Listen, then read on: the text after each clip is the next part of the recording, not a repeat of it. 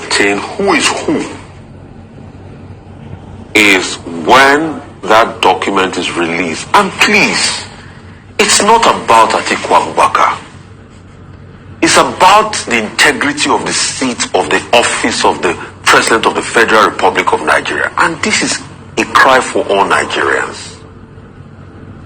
It is sad enough that the President legal team has said it's going to cause him irreparable damage. I keep asking, for what irreparable damage? For your own results and transcript to be released? If you're a private citizen, nobody cares about your transcript and your result. But now you are a public citizen. You belong to us Nigerians. And we have a right to scrutinize all of your documents. And why are you hiding it? In the space of 3 days, 2 appeals against releasing document. Now you are saying, only release the one limit it to the one I submitted to. No, the whole thing must be in public glare for accountability's sake. And the admissibility. So it's not as if it is automatic. So if their lordships decide that, look, this is irrelevant, then of course they are not bound by what a court in a foreign jurisdiction tells them. What they will consider will be whether not considering that discovery will amount to a miscarriage of justice. So it's entirely at the discretion of that appeals court. And that's why I keep saying nobody should get carried away about all of this. Now, Don Pedro Opaseki is saying, oh, the reason they want to bring this out is because that Bola Tinubu was a woman. Okay, that's his claim. What will make us ascertain who is who is when that document is released. And please, it's not about Atiku Abubakar. It's about the integrity of the seat of the office of the President of the Federal Republic of Nigeria. And this is a cry for all Nigerians. It is sad enough that the President legal team has said it's going to cause him irreparable damage. I keep asking, for what irreparable damage? For your own results and transcript to be released? If you're a private citizen, nobody cares about your transcript and your result. But now you are a public citizen. You belong to us Nigerians.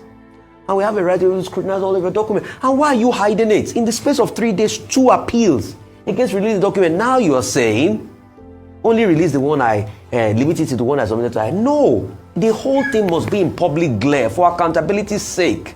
Isn't it sad enough that they are reporting the case on American media and we're having certificate discrepancy as regards the office of the President of Nigeria? What is going on? So President Tinubu, you claimed that you are an A-class student. You are very cerebral. We want to see your glowing academic records in your transcripts. That's all. We've had some schoolmates come out and say that they went to school with you at the same time and all of that. There's even a document circulating that somebody filed and said, oh, under oath, I was this.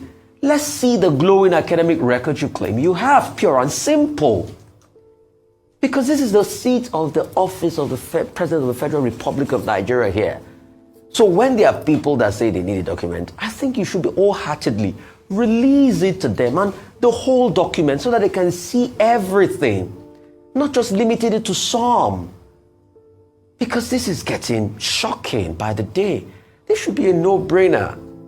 In fact, before now, and this is not about Atiku Abubakar, this is about the integrity of the seat of the President of the Federal Republic of Nigeria.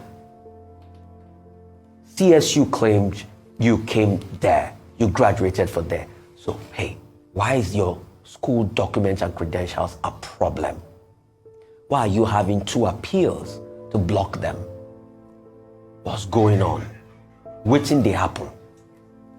Okay, 2 basic things. This is a matter of law. It's not about sentiments or emotions or personal opinion. We're dealing with 2 different jurisdictions here. And as I've pointed out before in this particular forum, there are issues in the law of international civil litigation about forum, about jurisdictions and all of that. I don't need to bore you with the details again this morning. If you look at the U.S. system, under the U.S. system, you have your right to privacy. Except that right to privacy can only be, breached in the public interest.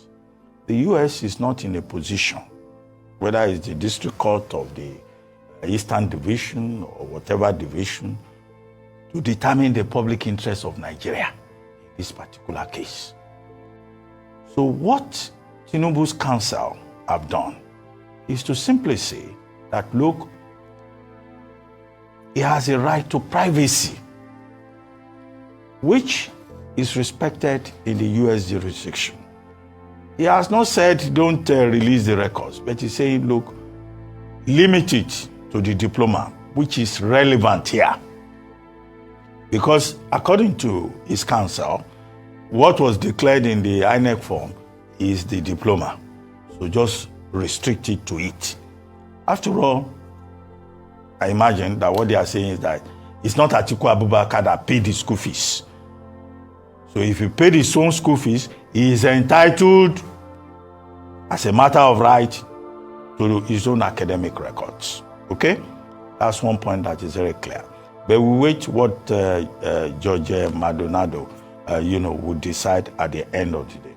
The second point here is that Tinubu's counsel are saying that Magistrate Jeffrey Gilbert erred in law by providing, giving a 48-hour ultimatum that all relevant documents and records should be released. That's the second issue before the present court, to determine. Okay? And third, Tinubu's counsel are also questioning the basis for this discovery request, or the order of mandamus requested for discovery for use in a foreign jurisdiction, which is a very important point in international law of civil litigation. And they are saying, look, it's of no moment within the Nigerian jurisdiction, because you will recall that the Presidential Election Petition Tribunal had ruled that, look, Tinubu and his running mate were fit and proper persons eligible to run and have been validly elected. So if you go to the Supreme Court, Tinubu's counsel are saying it cannot be used because the Supreme Court is not a court of evidence.